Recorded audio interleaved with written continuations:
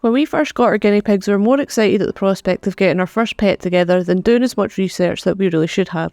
We weren't allowed to get a dog or a cat because we were renting, so we decided on getting a pair of guinea pigs. Now, 4 years later, with some more additions, our lives revolve around them. We've learned a lot about their care since then, so these are some of the things that I think you should consider before buying guinea pigs. Herd size. Guinea pigs are social creatures and naturally in the wild like to live in large herds, which is why it's necessary for guinea pigs to live in pairs or in larger groups. Now, there are some people that have single pigs who have happily lived on their own, however these cases are the exception and not the rule. Switzerland actually brought into law in 2008 that social animals must be provided with social interaction of the same species, which includes guinea pigs, mice and parrots. Obviously, the more pigs that you own, the more space you'll need, the higher the living costs, and the more time you'll need to set aside for them.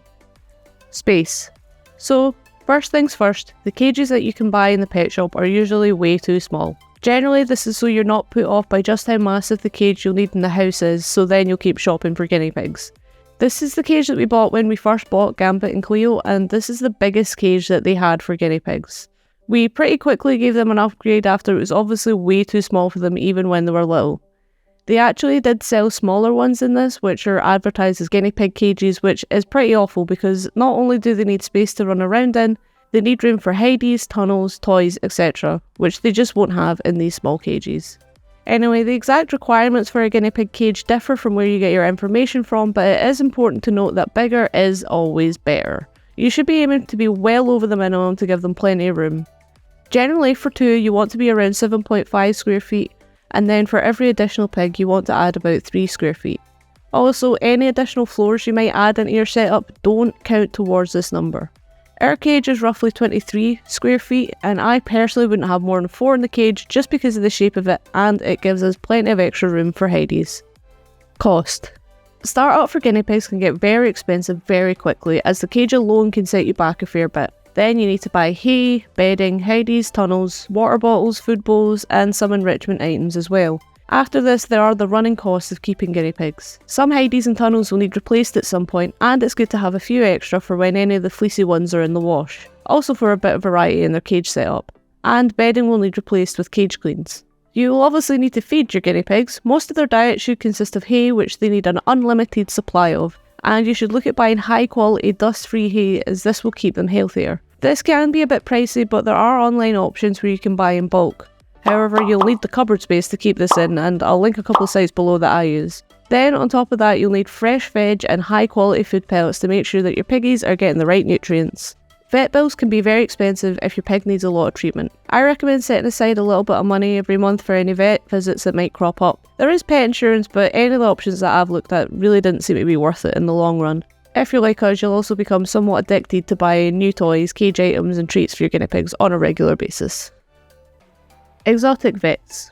Though they may seem like a common pet, like rabbits, guinea pigs are considered exotic pets. I cannot stress how important it is to get an exotic vet, as they're the only people trained to give your piggies the vital care that they need. Having an exotic vet does mean that vet bills will be more expensive, however, not only is it worth the cost, it is necessary for your pet's well-being.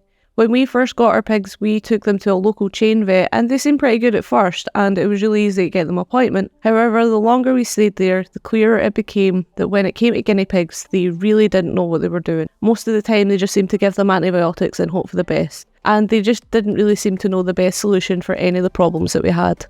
I did a bit of research and found a slightly less local but exotic vet, and the difference is night and day, and now I'm completely confident that my piggies are getting the best care available.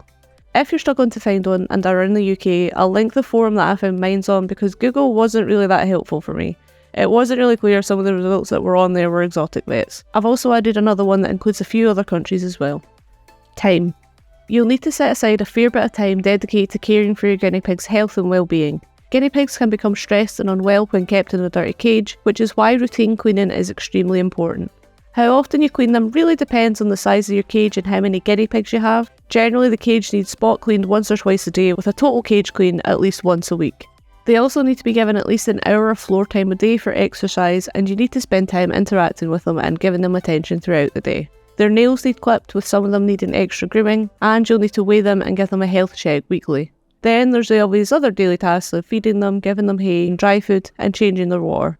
Now, I don't mind doing any of these, in fact I enjoy most of them, but this is the time commitment that you take on when you get guinea pigs. Not to mention the extra hoovering that you need to do because the hay gets everywhere. Grooming. You'll need to trim your guinea pig's nails regularly so that they don't become overgrown. You can pay a professional to do this, however the cheaper, albeit slightly more daunting way, is to learn how to do it yourself.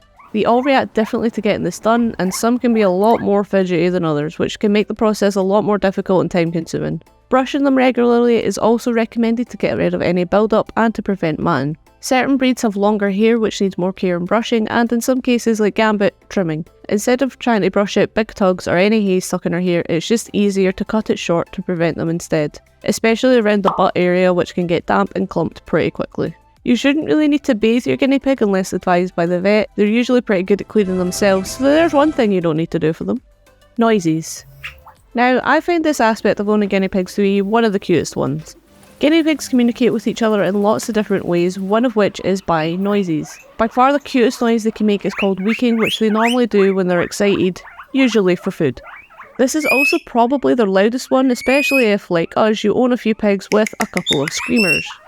They make quite a range of noises, like rumbling to assert dominance or when they're in season, loud squeaking when they're annoyed or frightened, teeth chattering, popcorning, and they can also get the zoomies, so they run around their cage super fast over and over, and drinking from their water bottle seems to be the hardest thing for them to do quietly. So this is definitely something that you need to consider if you're planning on keeping them in a bedroom or live in a house with thin walls or have family members that are light sleepers, because they also don't have a day-night sleeping pattern. They sleep by taking naps throughout the day, so they make noises all day and all night. They will also weep at every bag crinkle they hear. Cuddles.